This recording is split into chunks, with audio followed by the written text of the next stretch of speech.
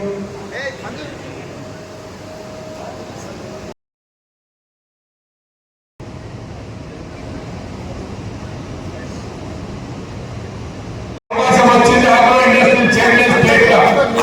వచ్చింది? ఈ ప్రభుత్వం వచ్చింది కాబట్టి మనకి ఒక కార్యకర్తను ఒక లీడర్ గా తయారు చేసే అవకాశం వచ్చింది. మరి ఇప్పుడు గ్రౌండ్ లెవెల్లో మరి భూ కమిటీలు, విలేజ్ కమిటీలు, మండల కమిటీలు, మరి జిల్లా కమిటీలు వేసుకొని స్ట్రెంథనింగ్ చేసి మరి గ్రౌండ్ లెవెల్లో సర్పంచ్లను, ఎంపీటీసీలను, మరి ఇక్కడ ఉండేటువంటి చైర్మన్లను కౌన్సిలర్లను గెలిపించుకునే సమయం వచ్చింది. స్ట్రెంథనింగ్ చేస్తే నెక్స్ట్ ఇంకొకసారి ప్రభుత్వం వస్తుంది. మనం చూసాం రేవంత్ రెడ్డి గారు కులగణన చేపట్టినాం కదా, ఇవాళ సెంట్రల్ గవర్నమెంట్ తలలు మంచి ఇవాళ అక్కడ డిక్లేర్ చేసే పరిస్థితి వచ్చింది. నిన్న మరి సుభిరన్న గారు నేను ముఖ్యమంత్రి గారి దగ్గర పోయి మరి ఆయనకి థ్యాంక్స్ చెప్పి సన్మానం చేసి వచ్చినాం. ఎందుకంటే ఒక మంచి పని చేసాం కాబట్టి. మరి బీసీలందరికీ ఒక అవకాశం ఎప్పటిలో కూడా పనులు కూడా ఊహించేటటువంటి సమయం మనకు వచ్చింది. ఇవాళ బీసీలకు ఒక అవకాశం వస్తుంది. రేపు ఎమ్మెల్యేలు కావచ్చు, సర్పంచులు కావచ్చు, చైర్మన్లు కావచ్చు. కాబట్టి చిన్న విషయం కాదు, చాలా పెద్ద విషయం. ఇవాళ మొత్తం సెంట్రల్ గవర్నమెంట్ తలలు వంచి ఇవాళ తెలంగాణలో చేపట్టే పరిస్థితి తీసుకొచ్చిందంటే రేవంత్ రెడ్డి గారు మామూలు మనిషి కాదు. మరి రాహుల్ గాంధీ గారు అడుగు జాడలో నడుస్తూ కాశ్మీర్ టు కన్యాకుమారి దాకా మరి పాదయాత్ర చేసినటువంటి వ్యక్తిని ఇవాళ ఆయన పాటలో నడుస్తున్నప్పుడు అటువంటి మనిషి మన రేవంత్ రెడ్డి గారు పాదయాత్ర చేసి ప్రతి ఒక్క మన కార్యకర్తలు ఉత్సవపరిచి ఇవాళ ప్రభుత్వాన్ని తీసుకుంటే ఇవాళ ప్రభుత్వం ద్వారా మనకు మన కార్యకర్తలకు న్యాయం జరగాలంటే బూత్ లెవెల్ నుంచి మరి ఖచ్చితంగా స్ట్రెంథనింగ్ చేసి మరి ఈ కార్యక్రమం చేపట్టడం కోసం మళ్ళీ కాన్స్టిట్యున్సీ లెవెల్ లో కూడా మనం కూర్చుండి మరి ఎక్కడెక్కడైతే మరి మండల ప్రెసిడెంట్ ఉన్నారో, ఎవరైతే యాక్టివ్ గా పనిచేస్తున్నారో వాళ్ళను డిస్టర్బ్ చేయకుండా, ఎవరైతే యాక్టివ్ గా లేరో నెక్స్ట్ కొత్త పెట్టుకొని మరి బూత్ లెవెల్ లో కూడా మరి స్ట్రెంథనింగ్ చేసుకొని మరి ఎప్పటికప్పుడు ప్రక్రియ మేము ఇంచుమించు 15 సంవత్సరాలు ఈ ప్రక్రియ పూర్తి చేస్తూ ఈ పార్టీలో పనిచేస్తున్నాం కాబట్టి అది బూత్ లెవెల్ అంటే తెలుసు. మేము బూత్ లెవెల్ నుంచి మెంబర్షిప్ దాకా కూడా నేను 3,000 మెంబర్షిప్ 30,000 మెంబర్షిప్ చేసి మరి మా కాన్స్టిట్యున్సీలో మరి గతంలో 30,000 మెంబర్షిప్ చేసాం. ఇక్కడ 40,000 ఇంకా కొన్ని ఎక్కువైనాయి. ఇట్లా ఇవన్నీ చేసుకుంటూ వచ్చినాం కాబట్టి ఈ కాంగ్రెస్ పార్టీ మరి ఏదో ఒక రోజు అరే నాకు అవకాశాలు రావని నిరాశ పడద్దు. నేను కూడా మీ పిల్లలు ఒక కార్యకర్తగా అక్కడే కూర్చుంటుంది. ఈరోజు ఇక్కడ కూర్చునే అవకాశం ఇచ్చిందంటే కేవలం కాంగ్రెస్ పార్టీకే చెందుతుంది. ఇక్కడ డబ్బు అనేది పెద్ద డబ్బు ఎక్కువ మట్టుకు డబ్బుకు ప్రాధాన్యత లేదు. కేవలం పని చేసే కార్యకర్తపై ఖచ్చితంగా ప్రాధాన్యత దక్కుతుందని మనవేస్తూ మరి తలాతీతమని ఎక్కువ మాట్లాడకుండా బీసీలకు మాత్రం న్యాయం చేసిన పార్టీ ఏదన్నా ఉందంటే ఖచ్చితంగా ఒక బీసీ టీచర్గా నేను భావిస్తున్నా. ఎందుకంటే మనకు ఒక సంతోషం ఏంటంటే ఒక రెడ్డి కులంలో పుట్టినటువంటి మన ముఖ్యమంత్రి ఇలా బీసీలకు న్యాయం చేసే పరిస్థితి వచ్చిందంటే ఖచ్చితంగా బీసీలకు మంచి దినాలు తీసుకొచ్చినటువంటి వ్యక్తిని జీవితాంతం మర్చిపోయారు కాబట్టి నేను రాగా మరి పాలాభిషేకం చేసి మరి పాఠశాలలో ఇక్కడికి వచ్చినంటే చాలా సంతోషం అనిపించింది. అటువంటి ముఖ్యమంత్రి అనుకున్నాను. అటువంటి రాహుల్ గాంధీ గారు మన పార్టీలో ఉన్నాం కాబట్టి మన దేశం కోసం ప్రాణాలు అర్పించినటువంటి వ్యక్తులు పుట్టినటువంటి రాహుల్ గాంధీ దేశం కోసమే ఆలోచన చేస్తున్నారు. కానీ సొంతం ఏదైనా పక్షుల రూపాయల ప్రధానమంత్రి కావాలా, నాకు ఆయన ప్రధానమంత్రి కావాలనుకున్నా ఎప్పుడే ప్రధానమంత్రి అనుకున్నాం. కానీ ఆ ఆలోచనలు లేవు కాబట్టి ఆ పార్టీలో పుట్టినందుకు, ఆ పార్టీలో పనిచేసినందుకు మనందరూ గౌరవించాలని మళ్ళీ వస్తూ నేను గమనిస్తున్నాను. ఈ కార్యక్రమానికి ఇంత పెద్ద సంఖ్యలో ఉత్సాహంగా వచ్చినటువంటి కరీంనగర్, కామారెడ్డి జిల్లా వివిధ మండలాల అధ్యక్షులు, బ్లాక్ అధ్యక్షులు, కార్యకర్తలు, కాంగ్రెస్ పార్టీ అభిమానులు మీకందరికీ శిరస్సు వంచి నమస్కరిస్తున్నా. మిత్రులారా, ఈరోజు ఈ కార్యక్రమం ఆవిష్కరించబడడానికి కారణము వేదిక మీద మాకంటే దానికి ముఖ్య కారణము అక్కడ ఉన్నటువంటి మీరు చెప్పేసి నేను తెలియజేస్తున్నా. మీ యొక్క అద్భుతమైనటువంటి దీక్ష కాంగ్రెస్ పార్టీ మరి పునరుద్ధరింపజేసి అధికారంలో తీసుకురావాలని చెప్పేసినటువంటి మీరు చేసిన కృషి వల్లనే ఈ రోజు ప్రభుత్వం ఏర్పాటైన విషయం మీకు అందరికీ తెలియజేయడం నాకు ఎంతగానో గర్వంగా ఉంది. అయితే మీరు ఊహించి కాంగ్రెస్ పార్టీ పేదల పక్షాన్ని నిలబడి పేదలకు అండగా నిలబడి రాష్ట్రాన్ని ముందరకు అభివృద్ధి పథంలో తీసుకువెళ్తుందని చెప్పేసినటువంటి మీ ఆశను మీరు ఊహించిన దానికంటే ఎక్కువగా మన ముఖ్యమంత్రి రేవంత్ రెడ్డి గారి నాయకత్వంలో రాష్ట్రము ముందుకు వెళ్తా ఉన్నది. దేశంలోనే ఎక్కడా లేని విధంగా ఎన్నో చారిత్రాత్మకమైనటువంటి నిర్ణయాలు తీసుకోవడం జరిగింది. ఆ విషయం మీకు అందరికీ తెలుసు.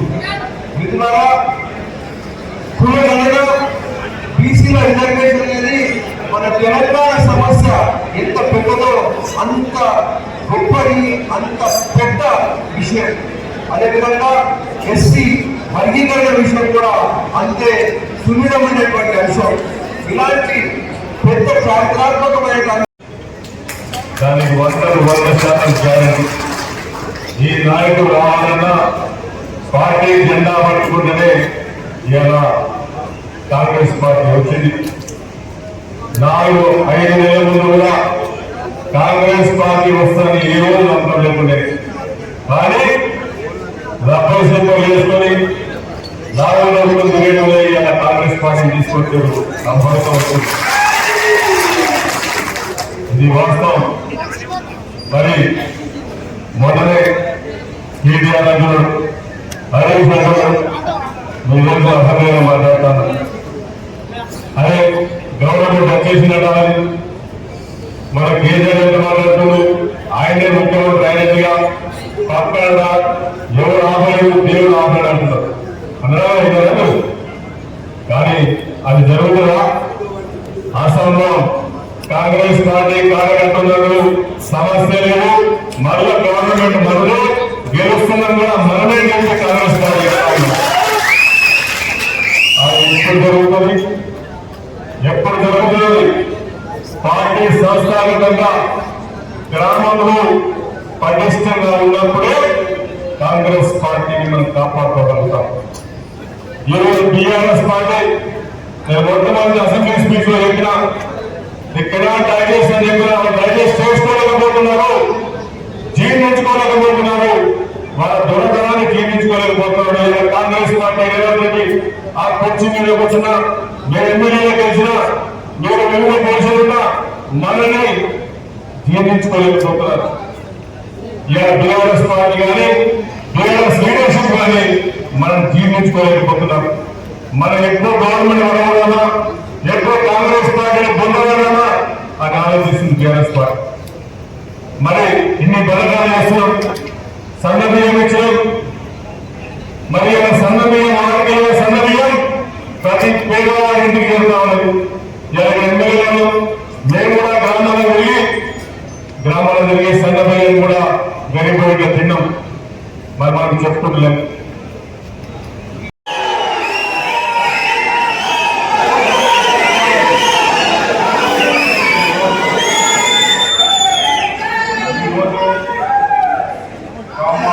జిల్లా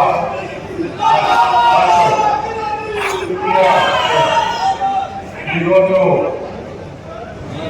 ఏఐసిసి అధ్యక్షుడు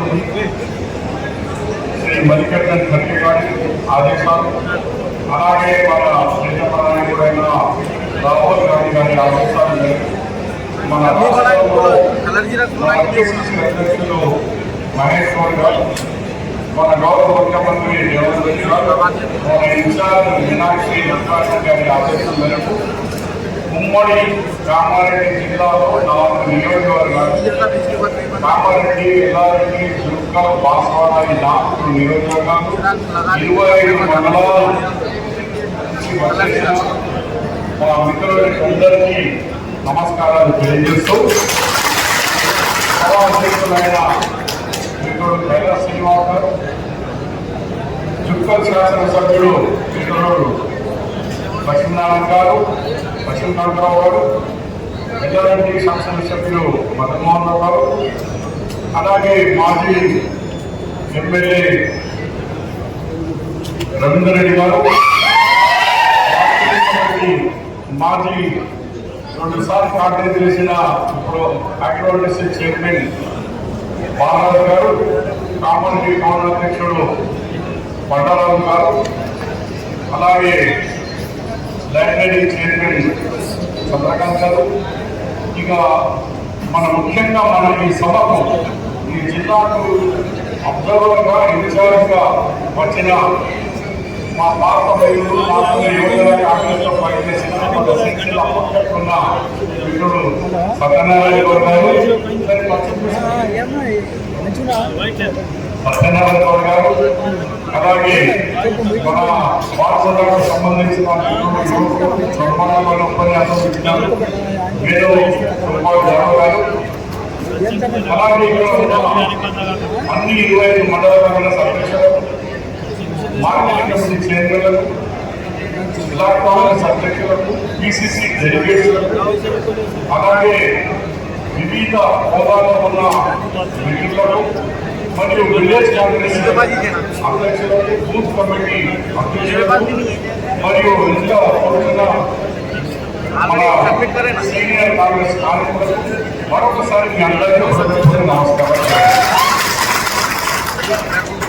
మనం చాలా రోజుల తర్వాత ఒక సమావేశం ఏర్పాటు చేసుకున్నాం. ఈ సమావేశంలో కాంగ్రెస్ పార్టీ అధికారంలో వచ్చి సుమారు 16 నెలలు అయిపోయింది. ఈ 16 నెలలు మనం ఎంతవరకు వాళ్ళకి ఇచ్చిన కమిట్మెంట్ తీసుకున్నాం. ప్రజల్లో కాంగ్రెస్ పార్టీ విషయంలో ప్రజల్లో మంచిగా ఉన్నారు, కానీ మన కార్యకర్తల్లో కొంచెం అసంతృప్తి ఉంది మా నాయకుల మీద. నాయకులే వాళ్ళే పోస్ట్ వచ్చింది, వాళ్ళకి వచ్చింది, మాకే వచ్చింది. మేము కూడా కష్టపడ్డాం కదా. మాకు పోలీస్ స్టేషన్లో పోతే, మండల ఆఫీస్లో పోతే, లేకపోతే కలెక్టర్ ఆఫీస్లో పోతే మాకు ఏ గౌరవం వస్తుందో అని అనుకున్నామో అది నాలేకపోయింది మాకు అన్నట్టు కొంచెం ఫీలింగ్ ఉంది.